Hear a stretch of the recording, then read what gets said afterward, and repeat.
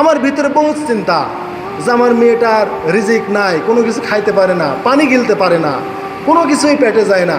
তখন আইসিইউতে দেওয়ার টাইমে আমার মেয়েকে বললাম, বেটি তুমি আল্লাহর কাছে যাওয়ার জন্য পরিপূর্ণ প্রস্তুতি নাও, কেননা সোমবারের দিন রাত্রে তুমি আমার সাথে খাওয়া দাওয়া করছো, মঙ্গলবার বুধবার গিয়েছে তুমি এক ঢোক পানি পান করতে পারো নাই, তুমি কত পানির জন্য ক্লান্ত হও, আমাকে খালি বুক দেখা দিত আব্বু আমাকে এক ঢোক পানি পান করাও, এক ঢোক পানি খালে আমি বাঁচবো। আমি বললাম, মারে তোমার সামনে তো বোতলকে বোতল পানি, তুমি পানি পান করো। যেই পানি পান করতে লাগা নাক দিয়ে বের হয়ে যায়, গলার নিচে যায় না। অতএব আমি আমার মেয়েকে আইসিইউতে দেওয়ার আগে গেটে চোখের পানি ছেড়ে বললাম, মা তুমি আল্লাহর উপর পরিপূর্ণ তাওয়াক্কুল করো, ওই আল্লাহ ছাড়া বাঁচানোর কেউ নাই, আল্লাহ ছাড়া রিজিক দেওয়ার কেউ নাই, ওই আল্লাহ তোমার রিজিক বন্ধ করে দিয়েছে, তাই তুমি খেতে পারছো না। তোমার সামনে এত সুন্দর খানা দানা, তোমার সামনে পানি, কিন্তু তুমি পারছো না। অতএব তুমি এই আইসিইউতে গেলে কেউ আর ফিরে আসে না, বেশিরভাগই মারা যায়, তাই তুমি পরিপূর্ণ মৃত্যুর প্রস্তুতি নিয়ে তুমি এখানে যাও। হয়তো তোমাকে আমরা কালিমাও দিতে পারবো না, সেই সময়টুকু হয়তো আমরা পাবো না, তাই তুমি পরিপূর্ণ কালিমা করে আল্লাহর উপর তাওয়াক্কুল করে তুমি এখানে ঢুকো। তখন আমার মেয়ে চোখের পানি দিয়ে ছেড়ে দিয়ে বলতেছে, আব্বু আমি বুঝে গেছি যে আমার আল্লাহ ছাড়া আর কোনো রব নেই, আমাকে আল্লাহ ছাড়া আর কেউ খাওয়াতে পারবে না, আমাকে আল্লাহ ছাড়া কেউ বাঁচাতে পারবে না। অতএব আমি আমার আল্লাহর দিকে যাওয়ার জন্য আমি পরিপূর্ণ প্রস্তুতি নিয়েছি।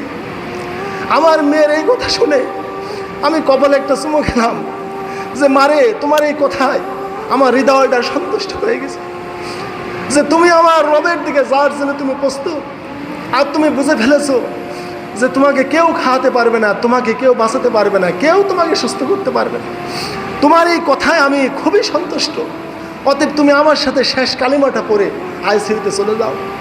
আমার সাথে আমার মেয়ে কালিমা পড়ে আইসিইউতে চলে গেল। তারপরেই একের পর এক লাইফ সাপোর্ট, বিভিন্ন মেশিনপত্র ঢোকায় দিল, আর মেয়ের কোনো খাওয়া দাওয়া নাই, নাক দিয়ে ঢোকায়। আমার মেয়ের পরিপূর্ণ জ্ঞান, প্রচণ্ড জ্বর 104 ডিগ্রি 5 ডিগ্রি, সার্বক্ষণিক 4, 5, 6 এরকম। ডাক্তারেরা সবাই বলে যে এত সুন্দর একটা মেয়ে, এত সুন্দর চেহারা, ফুটফুটে, সব ভালো, আল্লাহ কি একটা রোগ দিয়েছেন, খাওয়া দাওয়া সব বন্ধ। ডাক্তারেরা যেই দেখে তারই ময়া লাগে, এই মেয়েটা কার, এত সুন্দর। মানে ওই 16টা বেড আছে, বেডের মধ্যে আমার মেয়ের মতো চেহারা, এত সুন্দর, এত ভালো রোগী একটাও নাই। আমার বিভিন্ন দুঃখ পেরেশান ছিল, আমার সন্তানের কথা আমি আবেগ আপ্লুত হয়ে যাব, আমি বলতে পারিনি।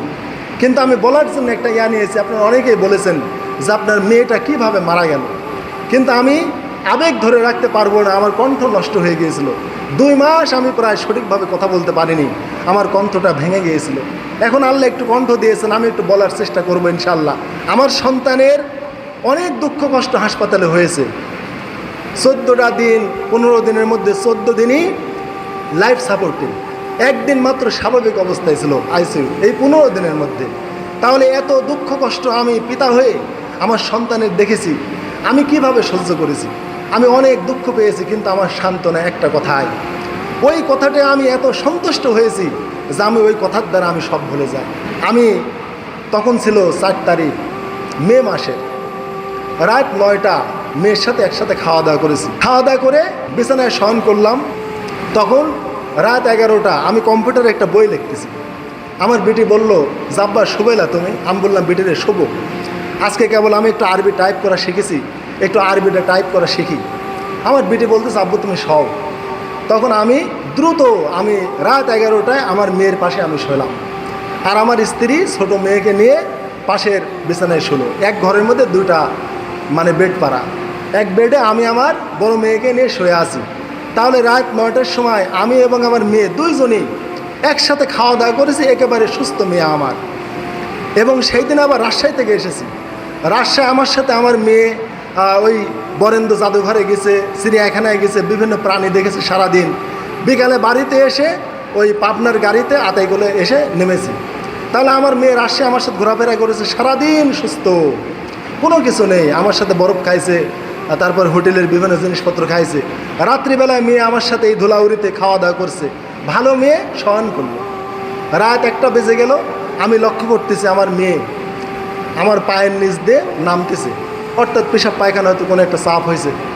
আমি লক্ষ্য করলাম যে আমার পায়ের নিচ দিয়ে নামতেছে। এই নামতে যায় চৌকির থেকে যে পা দিয়েছে ঢস করে একটা পড়ার শব্দ হলো। তখন ওর মা উঠলো, যে মেয়েটা পড়ে গেল হয়তো আদারে, বাল্ব দিল, দেওয়ার পরে মেয়ে আর উঠে নাতে আর উঠেই না, এই যে বসে গেছে একেবারে কেশর মতো হয়ে গেছে, মনে হয় আর কোনো বল নাই গায়ে।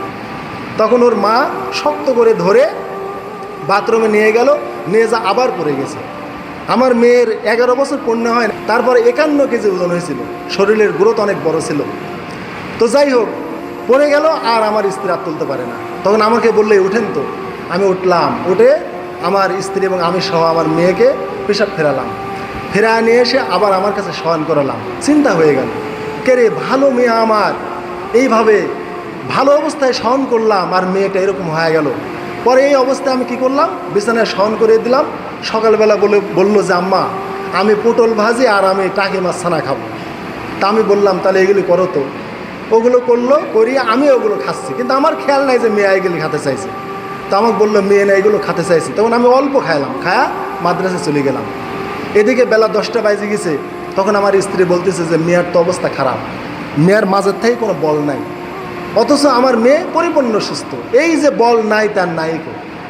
তখন আমি বললাম মাদ্রাসায় চলে যাচ্ছি, দুর্বল হয়ে গেছে, তুমি বাজার থেকে একটা স্যালাইন আনি তুমি খাওয়া দাও। তো স্যালাইন আনি খাওয়া দেওয়া হলো, আর খেতে পারে না, মানে গলা অ্যাটাক হয়ে গেছে, পানি খায় নাক দিয়ে বের হয়ে যায়। এটাকে বলে জিবিএস। জিবিএস রোগটা আক্রমণ করলে মানুষের অঙ্গ প্রত্যঙ্গ অচল করে দেয়, রগগুলোতে আর কোনো বল পায় না, একেবারে কেশর মতো। শক্তিশালী মানুষ নিমেষেই বলহারা হয়ে যায়। আল্লাহ কি একটা রোগ দিলেন চিন্তা করেন। আমি দ্রুত মাদ্রাসা থেকে চলে আসলাম, এসে দেখলাম মেয়ের অবস্থা খারাপ, এই অবস্থায় কিছুই খাইতে পারছে না, এক ঢোক পানি গিলতে পারতেছে না, গিললে নাক দিয়ে বের হয়ে যাচ্ছে, ভাত খাইতে পারতেছে না। দ্রুত বললাম কোনো জায়গায় না নিয়ে একবার ভালো জায়গায় নিয়ে যাই। তখন কি করলাম, অটোতে উঠলাম, উঠে দেবীপুর বাজারে এসে আমার এক শিক্ষকের ফোন দিয়ে আতাইগুল থেকে হাইস নিয়ে এসে সেই হাইসে তখন গেলাম। যাওয়ার পথে মেয়ে বলল আব্বু আমার খিদা লেগেছে, একটা সিঙ্গারা কিনে দাও, দিলাম, খায়, গিলতে পারে না, সব বের হয়ে যায়। এই যে খাওয়া দাওয়া বন্ধ, ওই সোমবারের দিন রাত্রিবেলা আমার সাথে যে খাইছে ওই খাওয়াই শেষ। মঙ্গলবারের দিন সারাদিন চলে গেল, খাওয়া দাওয়া নাই। মেডিকেলে গেলাম, আমার মেয়েকে দেখে ডাক্তাররা বলে এ মেয়ের আবার কি হয়েছে, মানে এত সুন্দর চেহারা দেখেই বিশ্বাস করতে পারে না। আমরা বলি যে স্যার মেয়ের কোনো বল নেই, মাজার থেকে কোনো বল পায় না। ডাক্তারেরা বাইরে বেরিয়ে দেখে যে আসলে তো এই অবস্থা মঙ্গলবারের দিন চলে গেল, বুধবারের দিন কোনো খাওয়া দাওয়া নেই, কোনো ওষুধপাতি কিছুই গিলতে পারে না। আমরা বলি যে স্যার কোনো ওষুধ খাইতে পারে না, পানি গিলতে পারে না, আপনারা ইঞ্জেকশনের মাধ্যমে ওষুধগুলো দেন। পরে ডাক্তার পর্যবেক্ষণ করে বলল এই মেয়েটা জিবিএস হয়েছে। তো আমার মেয়েটা তখন আমাকে বলতেছে আব্বু তোমার ফোনে কি এমবি আছে? আমি বললাম হ্যাঁ আছে। তখন বললো দেও আমি একটু কোরআন তেলাওয়াত শুনি। তখন আমি ফোনটা দিয়ে গিয়েছি, ফোনে তখন তুমি ছাড়া কাকে মাবুদ বলে ডাকবো এই গজলটা লোড করেছে, যে তুমি ছাড়া আর কেউ মাবুদ নেই, তুমি ছাড়া যাকে মাবুদ বলে ডাকবো, এই গজলটা লোড করেছে। লোড করি গজলটা অর্ধেক মুখস্থ করেছে। আর আমি মনে করলাম যে আমার মেয়ে মনে হয় ভালো হয়ে যেতে পারে, তখন আমি বাইরে চলে গেলাম। এই টাইমে ফোন দিয়ে বলল যে আপনার মেয়েকে আইসিইউ ভর্তি করতে হবে। দ্রুত চলে এসে আইসিইউ তখন টিকিট কাটলাম। তখন সবাই বলল যে আপনি নেতা ধরেন, নেতা না ধরলে আইসিইউতে আপনারা সিরিয়াল পাবেন না, খুবই কঠিন। আমি বললাম কাউকে ধরবো না, আল্লাহ আমার তাকদিরে যা লেখে লেখে। পরে 11টার দিকে টিকিট দিলাম, তখন 2টার দিকে তখন ডাক পড়ে গেল। আমার ভিতরে বহুত চিন্তা যে আমার মেয়েটার রিজিক নাই, কোনো কিছু খাইতে পারে না, পানি গিলতে পারে না, কোনো কিছুই পেটে যায় না। তখন আইসিইউতে দেওয়ার টাইমে আমার মেয়েকে বললাম বেটি তুমি আল্লাহর কাছে যাওয়ার জন্য পরিপূর্ণ প্রস্তুতি নাও, কেননা সোমবারের দিন রাত্রে তুমি আমার সাথে খাওয়া দাওয়া করছো, মঙ্গলবার বুধবার গিয়েছে তুমি এক ঢোক পানি পান করতে পারো নাই, তুমি কত পানির জন্য ক্লান্ত হও, আমাকে খালি বুক দেখা দিত জাব্বু আমাকে এক ঢোক পানি পান করাও, এক ঢোক পানি খালে আমি বাঁচবো। আমি বললাম মারে তোমার সামনে তো বোতলকে বোতল পানি, তুমি পানি পান করো। যেই পানি পান করতে লাগা নাক দিয়ে বের হয়ে যায়, গলার নিচে যায় না। অতএব আমি আমার মেয়েকে আইসিইউতে দেওয়ার আগে গেটে চোখের পানি ছেড়ে বললাম মা তুমি আল্লাহর উপর পরিপূর্ণ তাওয়াক্কুল করো, ওই আল্লাহ ছাড়া বাঁচানোর কেউ নাই, আল্লাহ ছাড়া রিজিক দেওয়ার কেউ নাই, ওই আল্লাহ তোমার রিজিক বন্ধ করে দিয়েছে তাই তুমি খেতে পারছো না, তোমার সামনে এত সুন্দর খানা দানা, তোমার সামনে পানি, কিন্তু তুমি পারছো না। অতএব তুমি এই আইসিইউতে গেলে কেউ আর ফিরে আসে না, বেশিরভাগই মারা যায়। তাই তুমি পরিপূর্ণ মৃত্যুর প্রস্তুতি নিয়ে তুমি এখানে যাও। হয়তো তোমাকে আমরা কালিমাও দিতে পারবো না, সেই সময়টুকু হয়তো আমরা পাবো না। তাই তুমি পরিপূর্ণ কালিমা পড়ে আল্লাহর উপর তাওয়াক্কুল করে তুমি এখানে ঢুকো। তখন আমার মেয়ে চোখের পানি দিয়ে ছেড়ে দিয়ে বলতেছে, আব্বু আমি বুঝে গেছি যে আমার আল্লাহ ছাড়া আর কোনো রব নেই, আমাকে আল্লাহ ছাড়া আর কেউ খাওয়াতে পারবে না, আমাকে আল্লাহ ছাড়া কেউ বাঁচাতে পারবে না। অতএব আমি আমার আল্লাহর দিকে যাওয়ার জন্য আমি পরিপূর্ণ প্রস্তুতি নিয়েছি। আমার মেয়ের এই কথা শুনে আমি কপালে একটা চুমু খেলাম যে মারে, তোমার এই কথায় আমার হৃদয়টা সন্তুষ্ট হয়ে গেছে যে তুমি আমার রবের দিকে যাওয়ার জন্য তুমি প্রস্তুত। আর তুমি বুঝে ফেলেছো যে তোমাকে কেউ খাওয়াতে পারবে না, তোমাকে কেউ বাঁচাতে পারবে না, কেউ তোমাকে সুস্থ করতে পারবে না। তোমার এই কথায় আমি খুবই সন্তুষ্ট। অতএব তুমি আমার সাথে শেষ কালিমাটা পড়ে আইসিইউতে চলে যাও। আমার সাথে আমার মেয়ে কালিমা পড়ে আইসিইউতে চলে গেল। তারপরেই একের পর এক লাইফ সাপোর্ট, বিভিন্ন মেশিনপত্র ঢোকায় দিল। আর মেয়ের কোনো খাওয়া দাওয়া নাই, নাক দিয়ে ঢোকায়। আমার মেয়ের পরিপূর্ণ জ্ঞান, প্রচণ্ড জ্বর 104 ডিগ্রি 5 ডিগ্রি, সার্বক্ষণিক 4, 5, 6 এরকম। ডাক্তারেরা সবাই বলে যে এত সুন্দর একটা মেয়ে, এত সুন্দর চেহারা, ফুটফুটে, সব ভালো, আল্লাহ কি একটা রোগ দিয়েছেন, খাওয়া দাওয়া সব বন্ধ। ডাক্তারেরা যেই দেখে তারই ময়া লাগে, এই মেয়েটা কার এত সুন্দর। মানে ওই 16টা বেড আছে, বেডের মধ্যে আমার মেয়ের মতো চেহারা, এত সুন্দর, এত ভালো রোগী একটাও নাই। এত সুশ্রী সুন্দর, কোনো কাপড়ের দুর্গন্ধ নাই, ময়লা নাই, সব দিক দিয়ে খুবই ডাক্তারেরা খুশি, নার্সেরা খুশি। কিন্তু আমার মেয়ে দিনের পর দিন খাওয়া দাওয়া নাই। এত সুস্থ মানুষ, যার 51 কেজি ওজন, সেই মানুষটা দিনের পর দিন না খেয়ে দিয়ে আস্তে আস্তে বিছানাগত হতে লাগলো।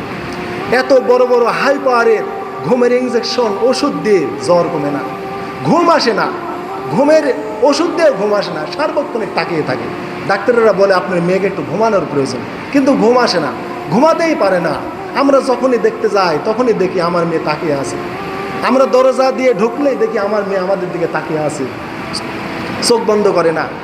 আমি যেই যাই কপালে হাত দিয়ে ঝাড়ফুঁক করি, তখন আল্লাহর রহমতে চোখটা বন্ধ করে, ঘুম আসে। যেই ঝাড়ফুঁক করে চলে আসি আবার তাকায়। ডাক্তারেরা বলে যে আপনি দ্রুত চলে যান তো। আমি বললাম স্যার এত তাড়াহুড়া করছেন, আমার মেয়ে তো ঝাড়ফুঁক করলেই সান্ত্বনা পায়, আপনারা তো চিকিৎসা দিয়ে শান্তি দিতে পারছেন না, আপনারা তাকে ঘুমাসাতে পারছেন না, কোনো কিছু পারছেন না। কিন্তু আমি আল্লাহর কালাম পড়ে আমি যে 10-12টা মিনিট আমি ঝাড়ফুঁক করি, ওই টাইমটা আমার মেয়ে প্রশান্তি পায়। আমার মেয়ে আমার হাতটা নিয়ে বুকের উপরে দেয়, কপালে দেয়, প্রশান্তি পায়। অতএব অসুস্থ ব্যক্তির কাছে আল্লাহর কালাম পাঠ করবেন, দোয়া করবেন, তারা প্রশান্তি পাবে। এইভাবে আস্তে আস্তে আস্তে আস্তে ডাক্তাররা খালি বলল আপনার মেয়ে ভালো হয়ে যাবে। 7 দিন পর 80% সুস্থ হয়ে গিয়েছিল, লাইফ সাপোর্ট খুলে দিয়েছিল। আমাকে বলল যে আপনার মেয়ে সুস্থ। আমরা ভেতরে গেলাম, যার সাথে সাথে মেয়ে আমাদেরকে হাসি মুখে একটা সালাম দিল। আমরা খুশি হলাম। নার্সেরা সবাই সেদিন ড্যান্স দিয়েছে, হাতে তালি দিয়েছে, ফাতেমাকে নিয়ে আনন্দ করছে, ফাতেমা তুমি সুস্থ। কিন্তু জোহরের টাইমে এই কথা বলল, এশার টাইমেই ডাক্তার বলল আপনার মেয়ে অবস্থা খারাপ। এই যে অবস্থা খারাপের কথা বলল, তারপর আস্তে আস্তে খারাপই হলো। শেষ পর্যন্ত 15 দিন থাকার পর জোহরের টাইমে গিয়ে দেখলাম মাত্র পালস আপনার 50-এ চলে এসেছে।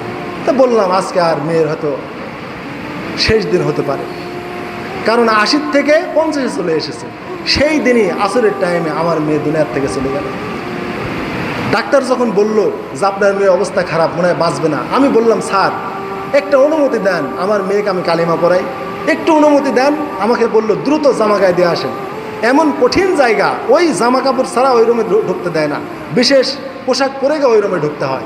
এই জামা কাপড় পরে গিয়ে দেখি মাত্র 5% আর পালস আছে, আর মেশিনের সবগুলো কালো হয়ে গেছে, মনিটরে সব কালো, পালসের এরিয়াটা শুধু 5%। বুকে হাত দিলাম, জানটা ধুকধুক করছে। তখন আমি কানের কাছে শুধু কালিমা দিলাম, কালিমার তালকিন 4-5 বার কালিমা দিতে দিতেই তখন স্ক্রিনে মনিটরে দেখে কালো হয়ে গেছে, আর আমার মেয়ে নাই দুনিয়াতে। এইভাবে দুনিয়া থেকে আমার মেয়ে চলে গেল।